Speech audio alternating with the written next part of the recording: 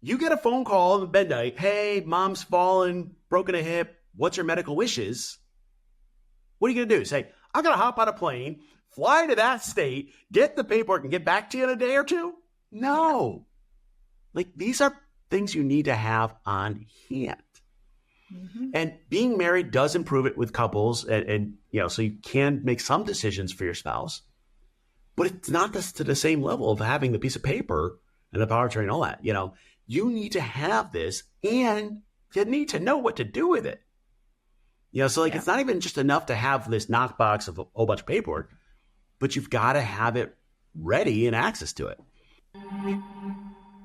Welcome to the Childfree Wealth Podcast, hosted by Bri and Dr. J, certified financial planner. Here we discuss life and finances as it relates to being child-free. This podcast is for educational and entertainment purposes only. Please consult your advisor before implementing any ideas heard on this podcast. Hey, Childfree Wealth listeners. Today is an episode that I told Bri I must talk about. Like, we have a podcast list of ideas. It's like 100 long. And I'm like, nope, this one needs to jump to the top of the list. Like, we have to do it because I've been dealing with it so much, both personally and professionally. And really what we're going to talk about today is why you should not allow your spouse to do everything and you know nothing about your finances. And we're not just talking about you, we're talking about your parents. And just to give some context, we've had a bunch of people that we've worked with that either had a family member who died or got sick, had a stroke, whatever it was, Alzheimer's, and was left with a giant mess. And it's not necessarily like they were broke mess. It's just like a giant pile of papers and not knowing what's going on. And what happens is when you rely on one spouse to do all the finances, when that person is just either not mentally there or not physically there, everything can fall apart. And it can be hard to recreate it, figure out what happened, and work through it. Bri, I know you and I have been talking about this a lot offline, but kind of what are your thoughts? Yeah, it is very hard to go through this and be left picking up the pieces when if something happens that you're already going through a difficult time. And then to have to try and figure out finances on top of that. There's a fear there that happens of are we going to be okay? Am I going to be okay? Because if you don't know what's been going on, even if you are going to be okay and you don't know that, it makes it very scary. Knowing that you are okay, you're fine, even just knowing where things are at is such a huge help, but it's a lot of work. And if the person who's been there and been taking care of it isn't there for you to ask anymore, it's a treasure hunt and it's not a fun one. Yeah, I started kind of joking about this with a client. I'm like, I'm just going to fly to your house, go through all the paperwork, work all this through. And then I went and did this for family members and others. And I'm like, I'm just going to go spend a couple days going through everything. And if it takes me a couple days to figure out where your finances are, I don't know how somebody without a financial background can do it. I'm just being transparent. It is overwhelming. I mean, it's one of those things where you're like, where do I even start? And I think for the soloists listening to this, listen, yeah, you might not personally be in this, but what about your parents? We've had a bunch of them where it's been parents. One person has either gotten sick or died or whatever it was. And it's hard because now you're trying to support your parent and you don't know what's going on. And if we talk about our elderly parents, sometimes their tech usage is bad. Let's just call it that. You're like, have you ever logged into this account? No. What do you got? I have a stack of paperwork going back 20 years. I'm like, thanks. It's an issue for both you as an individual and for your parents. And it's one you need to address now. Now, before I go into kind of how do you address it, I want to give one little other caveat, which is if you are in a couple and you have one of you, we call it the chief financial officer of the place. One runs the thing. That's fine as long as the other person knows what's going on. It's okay for one person to push the buttons, or make sure all the files are there, but you need to understand it. If you don't, this is where we actually run into something called financial infidelity, where sometimes your spouse is doing things that you don't want them to do and you know nothing about. I've run into this before where, gambling, common one, or spending money on other things that, let's just say, are not appropriate. Some of the other times, tax stuff. I've had some couples where like one person signs off on the tax report and really doesn't know what's in it. Well, guess what? To the IRS, your name's on it. You're responsible for it. So if your spouse ran up a couple $100,000 tax bill, so did you. And there's not a great way to get out of it. It's not only what happens if you like the person and all that, but it's also being aware just so you make sure nothing funny's happening. And I'm not talking about like, my wife will always say, well, did I spend too much on my coffees? No, I don't care. Like, seriously, that's not the point. But I want to know if thousands of dollars are going somewhere that we don't have a plan for, or that I'm not aware of, or that we owe to people. I've had people have credit cards with their debt where they don't share with their spouse, all different types of things. And I'm not trying to scare you, but I kind of am too. Like, you need to know what's going on. I mean, Bri, what do you think about that? I like the caveat. I'm not trying to scare you, but I kind of am. It is that we're not trying to scare you, but also, hey, we just want you to be aware of what is happening because we don't want you to be caught with surprises, which is in the financial world. Surprises can be either really exciting or really not exciting. And while we hope surprises might be exciting, can't guarantee that. So we just want you to make sure that both of you are on the same page. You know what's going on, especially if you're dealing with parents or grandparents, because if something happens and then you're the one who has to deal with it, oh boy, that's a chore, let me tell you. I have done that. Yeah, and I'm going to be transparent. Most of the people I've dealt with so far, it's been a gendered issue. It's kind of the old school. The guy took care of the finances. The woman just kind of went along with it. By the way, no, that's not the way it should be. Like, I'm just saying that's the way it has been. Interestingly, in most of the cases, the person that was doing the finances actually was doing decent, like kind of like trying to do the right things. But one of the things they were trying to do was shelter their spouse from having to deal with it. And the result is, I don't have a clue what happens. So I want you to picture this. Everybody thinks about kind of like when somebody dies, and that's one option. But what happens if your spouse has some type of cognitive decline? Dementia, Alzheimer's, stroke, something like that. And all of a sudden, they're not there. And you're like, well, where is our money? I don't know. Now we got to start remaking it. Or the one, especially with parents and grandparents, well, do you have money in a safe deposit box? Where is it? At what bank? With what key? How do I get into it? And if your spouse has been handling it all, there's no way to know. If they don't have the brain anymore to talk about it, you're not going to pull it out. And I think what happens is everybody seems to think that's like a old person problem. It's not. Like, people have traumatic brain injuries, they have strokes, they have other things where at a young age, they lose their mind. And it's not intentional. It's nothing negative. It's just, you gotta be prepared for it. All of that to say, everyone listening has to figure out both their finances and their parents' finances and make sure they understand it. And one way to do that is to build what's called an in case I die file.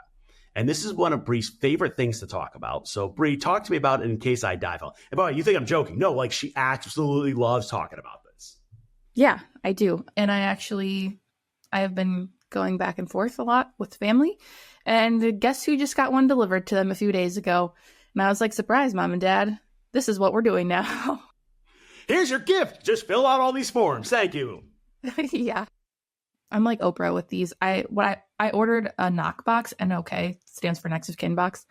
And now, like, all my family members will be getting them, who I have to, well, any family member in which I have to be the person responsible for their things at some point in time. I'm like, guess what? If I'm going to be doing this, you're going to be filling this out, so I know where stuff is at. So what you're saying is the family members you care about are getting knock boxes. The other ones can figure it out on their own? I mean, if I'm not responsible for their stuff, I'm going to encourage them, but I'm not buying it for them. So perfectly fair. So what's in the knock box?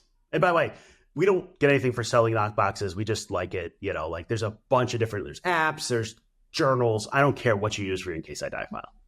Yeah. So the knock box is a bunch of files, and it's literally just, you can buy a little filing box, or you can just buy the file inserts and then the folders. They're all labeled, and there's a bunch of sheets in there. And the front and back, they have different questions saying none of it is digital, which is, I don't love, But for my family members, they're not digital people. So I'm making the physical copy for them so that they can find it. But then I'm also doing digital copies as well. And I'm doing the same thing for myself just because we are spread out across the country. And that way I can easily access it. But for people who aren't so tech savvy, having those physical copies there can be really helpful. But you go through, you open it up, and it asks you a ton of different questions like, hey, where's your mortgage? Or if you have, there's also a Facebook group you can join after you purchase it. And there are some great ideas in there too that have been really helpful. But one of the things that I really liked, so the first thing in there is a letter to your knock is what they have. And it just says like, hey, here's a letter. This is where all my information's at. And in case anything happens, this is where you can access it. These are the people to contact. And then it has a very basic sheet of crucial information, they call it. And that can be like phone passwords, master password for any password protector that you have, something to get into the information, people to contact right away, things like that. There's also a key bag, and they tell you in there to go ahead. They send you this little mesh Ziploc bag, little plastic mesh Ziploc, and it has all of these labels, and you attach them to the key ring and label it, say like, hey, these are the keys for different parts of my house, which is super helpful because I don't know about you, but my parents have about, probably 50 keys hanging on their key ring for all different places. And I'm like, I have no idea what these are. So if I'm gonna have to go through these one by one, it's going to be a mess. And so I really, really like that, which is something I would have not thought about in the past, but just, hey, these are the keys. It also tells you to say who has a copy of the key. So if you have people like friends who have copies of the keys to your house or whatever, it says collect a key from them as well. And then they have the protected documents bag. So that's putting like your passport, your birth certificate, social security card, anything like that in one little bag. So it's all easy to gather. Very, very helpful, very simple. They do the primary residence file. Then that's where you put information, and having a copy of your policies in there. So homeowners insurance policy, putting that in there so people know, hey, these are the people I need to contact to stop my homeowners insurance. Because, if something happens to my parents, I don't know who I'm supposed to contact for ending their homeowners insurance. If something happened to me, my executor, they'd be like, I don't know who to talk to about ending your lease or any of that. Having all that information super, super easy to find and available for people is going to be key. And they do the same thing, vehicles, bank accounts, your investments, all your financial stuff, any debt you may have. One thing in there that's really helpful is communities. So there are plenty of organizations that I'm a part of where if I stop showing up, people wonder what happened. And not having that information written down for somebody to go ahead and contact can be hard. Something happens to me and they want to come. They're not going to be able to know if my executor doesn't contact them or let them know something happened. You have medical stuff in there as well can be super helpful. Having copies of your estate documents in there. We always tell people to have your estate documents, give that to your executor, to your power of attorney, make sure they have those so that they're aware. But even having additional copies for yourself, just everything in one place, you can easily find it, is super important. And then you can also scan everything and put it on, like Google Drive or anything like that, Dropbox, whatever you prefer to use as well. So you have that digital copy too. Yeah. And by the way, this is just the start of kind of like a sleuthing. There's actually people that do this for a living, and they're forensic accountants. And usually that comes around when, you're getting divorced and trying to find all the paperwork. But where is all the stuff, and where, how does it go? Where are my accounts? In a digital version of this, you need to have like a password manager that shares all your passwords. Where are my accounts? What are the ones that matter? My in case I die file for my wife says, hey, I love you. You're good for 6 months because most of our stuff is automated. And that's key. If you can do this stuff in advance, say, hey, it's automated. Here's how it works. Go grieve. Go do your thing. Come back to the finances later. That's awesome. And it says, hey, from a business standpoint, if I get hit by a bus, call Bri. She'll figure out the rest. There's a whole thing in the business. And then there's okay, here are our accounts. Here's what you got to worry about. Here's where the power company is, everything. And the reality check is my wife doesn't really know how we pay the power bill. It's all automated. To be honest, if I had to think about what company we're paying, I'd have to go look at who we're paying because it's automated. Like these are the things you want to do, and you want to have this conversation when you can. What's going to happen is if you're doing this with your spouse or your parent, they're going to start putting information into this knockbox or the electronic system or whatever it is. And then you got to start asking questions. Kind of like, well, what's this? So let me give you an example of this for your parents. Both for you and your parents, but more for your parents. Do they have a long-term care policy? If they do, you want to get listed on that as an alternate payer just in case they don't pay it. Last thing you want is them going in the hospital and bill not getting paid and then it disappearing. Same with life insurance, some of the other things. Or I've had this a few times now. Hey, mom or whatever, grandma, you got a check in the mail? Do you know what this is for? Now, Bri's laughing at this, but because we've run into it so many times, yeah, what is this check? And the answer we usually get is, I don't know, I just deposit it. And I'm like, my financial brain just starts exploding. Wait, what? Well, I mean, and then we find out they have old stock certificates, old accounts, different things. And what you're going to find is if you start collecting the information now, you can make better choices. I'll give you another great example of this. I had to do this for somebody. I had to go find an old 401k. So I found the 401k from the job early 2000s. Cool. That was the last copy of the paperwork that I had. Well, the problem is there's no one repository to find your old 401ks. It becomes a hunt if you don't know what company, because what happens is the company it was with sold to another company, and these things move. And then your address from 20 years ago is probably not the same address. And you got to chase this. And in this case, I had to actually take that old 401k. I found 2 companies it went to. Then I finally found that it ended up getting rolled into an IRA, and then I found the account. Cool. I will tell you that took me almost half a day to find. I know what I'm looking for. It still took me half a day. Most people, what happens is they get to the second stop and where did this go? And they go, I don't know. And next thing you know, you got hundreds of thousands of dollars possibly that just you don't know.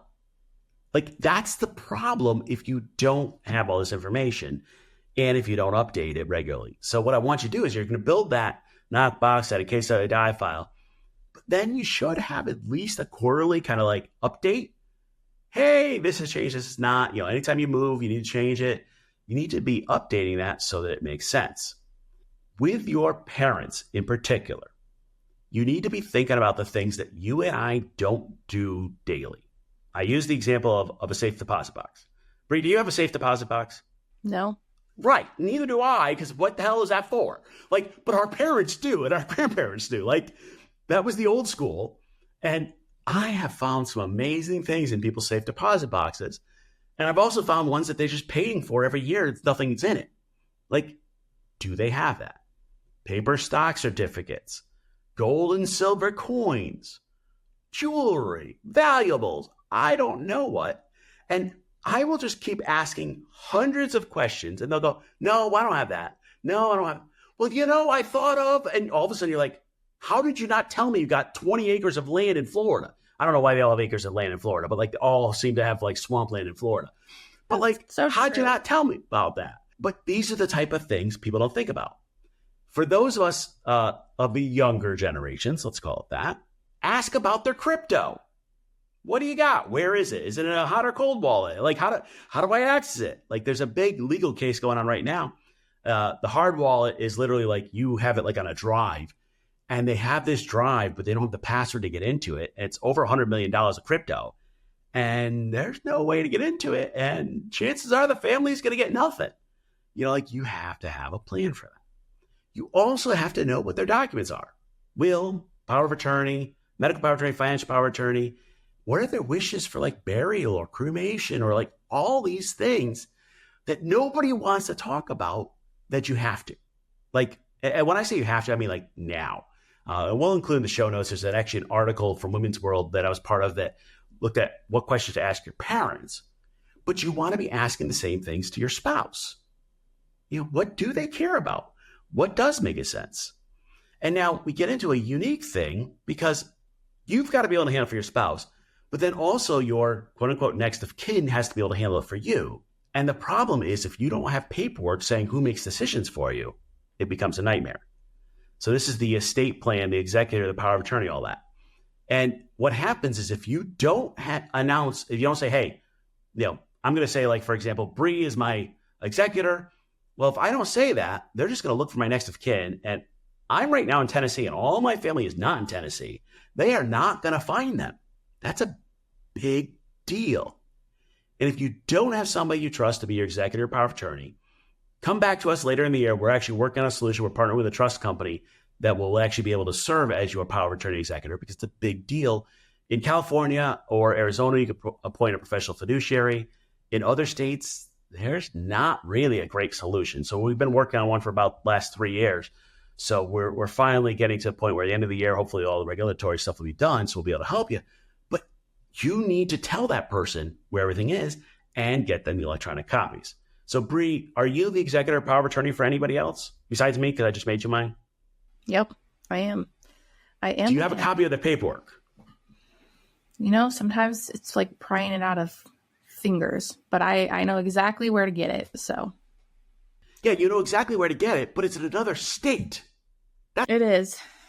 Sometimes these things are arguments, getting those pieces of paper. Yeah, I had a discussion with somebody and I was like, hey, are you a power of attorney executive for? Yep, for my parents. Cool. Where is it? It's in a box on their dresser or whatever it was. I was like, cool. That is 1,200 miles away. You get a phone call at midnight. Hey, mom's fallen, broken a hip. What's your medical wishes? What are you going to do? Say, I'm going to hop on a plane, fly to that state, get the paperwork and get back to you in a day or two? No. These are things you need to have on hand. Mm-hmm. And being married does improve it with couples and so you can make some decisions for your spouse, but it's not to the same level of having the piece of paper and the power of attorney and all that. You need to have this and you need to know what to do with it. It's not even just enough to have this knockbox of a whole bunch of paperwork, but you've got to have it ready and access to it. There are some debates people have online. Is online storage secure? And there's some secure vaults. There's better ones than others. Pick whichever technology you like. One of my favorites, quote unquote favorite, is I had somebody who set up, so he gave his power of attorney half the password and then had a dead man switch in the technology to send him the other password if he doesn't access his computer in 24 hours. I was like, okay, that's way cool. I've seen that in a TV show, probably overdoing it. If you don't trust them with your password to start, well, that's a different, but you need to figure this out. I know I probably sound a little preachy and I probably am right now because I've been dealing with it for so many people. And it's because I'm trying to prevent an issue. I'm trying to prevent you having to move up to somebody's desk. This is kind of the way it goes. You move up to their desk, their filing cabinets, and you're like, where do I start? And next thing you know, you have a pile of paperwork taller than you, and you're like, well, do they have a will? So I've done that one. Hours later, days later, I'm finding it. Well, okay, cool. FYI, if they died, you're going to have to talk to the funeral home probably before then. And you need that paperwork. These are the things that happen. And people just don't want to talk about it because, well, my spouse has it handled or my parents have it handled, whatever. I don't want to rock the boat. Am I crazy on this? Or I know I'm fired up about it, but what do you think? No, I think it's important. And I think it's not good enough to just give them, whoever that person is, the paperwork. It's in my cases, I don't have the physical paperwork. I know exactly where to access it. And I know the legal offices to contact who have it as well. But I also know every single thing that's in that paperwork. And I've had conversations and multiple conversations over and over and over. And knowing who to access, having conversations with those people. I have conversations and I said, hey, if something happens to me, I want you to do this. It's all written down, but also I'm telling you this as well. Please, please, please make sure it happens. And going through that can make a tough time easier. Yeah. And it's one of those things where every time I run into it, people are like, I wish I had done this before. And I'm like, I agree. So how do we convince other people to do this? Your homework, if you're listening to this, is to talk to your spouse about your finances and talk to your parents about their finances. Now, by the way, both of them may not like that. So you can blame me. Dr. J says, I got to talk to you about your finances. Bri and I, we've been doing this for a while, and it's kind of funny. There's a whole bunch of people cursing my name because, well, your financial planner says I got to do this. And I'm like, yeah, I do. Like, blame me. I don't care. I've even had people, well, is your person that said this? Well, yeah. Well, if you have a financial planner that says something else, that's okay too. If we could have the conversation. Sometimes with couples, we've actually had to be the third person in the room to have the conversation. It's not necessarily because they're trying to hide something, but it's just a really tough conversation to start. Ultimately, I would love with couples that you have a weekly budget meeting and a weekly finance meeting. You're just kind of going through things, checking in with each other, kind of a little date night. But let's start with at least having the conversation. Shameless plug, there is more about this in my new book coming out, The Childfree Guide to Life and Money, out for pre-order now. You can always pick that up, take a look through it. We're going to be talking more and more about the executor, the power of attorney, this trust product we're working on because it's such a big issue for child-free folks. So we'll get you more information there. But the key for now is start the conversation. Just do it. It's going to be awkward. Just do it. If you're going to visit the family for the holidays or whatever, just say, hey, do you know where all your paperwork is? And by the way, you probably know your parents and know which one of them knows what's going on in the finances. You're like, can you do this for the other one? Figure that out. Luckily, the ones we've dealt with lately have had some paperwork hanging around. That's good. There are others that don't even have the paperwork. So it's even worse. I'm not saying you want to make your holidays all about finances, but at least have that conversation. If you enjoyed the show, please consider leaving a rating or review. We'd love to keep the conversation going. Please let us know your thoughts wherever comments are available or email us at media@childfreewealth.com. To stay up to date, find and follow Childfree Wealth on social media. If you're interested in working with us, learn more by visiting our website, childfreewealth.com. We'll see you next time.